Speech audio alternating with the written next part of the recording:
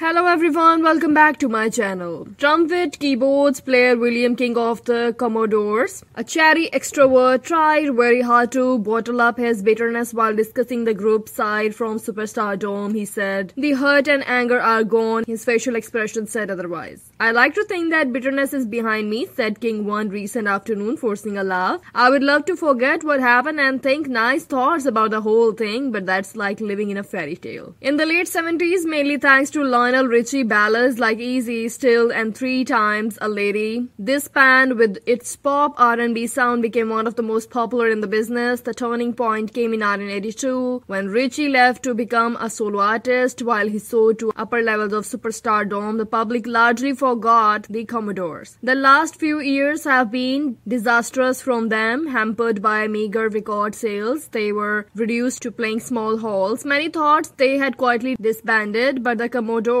never quit. They are proving there's life after Richie. They have a top 10 single, Night Shift, the title song of their hit Motown album, number 24 on the Billboard Pop chart. Their second without Richie. The single, an eerily atmospheric tribute to Marvin Gaye and Jackie Wilson, is indicative of their new sound, slick, synthesized soul. "We have to come up with something different," King observed, "or else people would say we are still trying to sound like Richie. It's the first time we have used some songs by outside writers. That's a guaranteed way of getting a different sound. We had no choice." King still has not forgiven Richie. The problem, King explained, is not that Richie left, it's the way he left the Commodores, were in limbo throughout 1982 while their most valuable member worked on outside projects. He kept saying he would be back. King recalled anger in his voice. First he was coming back after working with Kenny Rogers, then he had to do Rihanna Roos, then he had to do his own album. Meanwhile, we could not work, he would not go on tour, and what promoter book us without Richie? Would they book the Beatles without Paul McCartney? Richie was our McCartney. We were not mad because he decided to leave. We were mad at the procrastination. He never called up and said, "I'm going over there to do this," and I would not be there to work with the group. Not one of the days that he promised to be back did he show up. Finally, we had to go on without him. Though King and the other Commodores imply that Richie was selfish and negligent during that period, Richie in various interviews has said he was not callously stringing them along. Richie said he honestly intended to return, but after working on all those outside projects, enjoyed the freedom and was no longer interested in being part of the group. At first, the Commodores thought they could easily survive the loss of Richie. However, they were not fully aware of the group's public image. "People gave Richie credit for everything," King said in an exasperated tone. "The world thinks he produced, arranged, and wrote everything we did. We all built that sound. He wrote many of hits, but he did not write all of them, but that did not matter. People thought he did it all. So when he left, nobody wanted to know about us. It was a rude awakening." King, the group member closest to Richie, said bitterness about the split has not sold him on his "We still talk, but not as much as we used to. We used to be together all the time. The honest truth is that I miss him very much. I miss the camaraderie we had. The memories of the fun stand out over everything. I am disappointed that we could not work things out and stay together."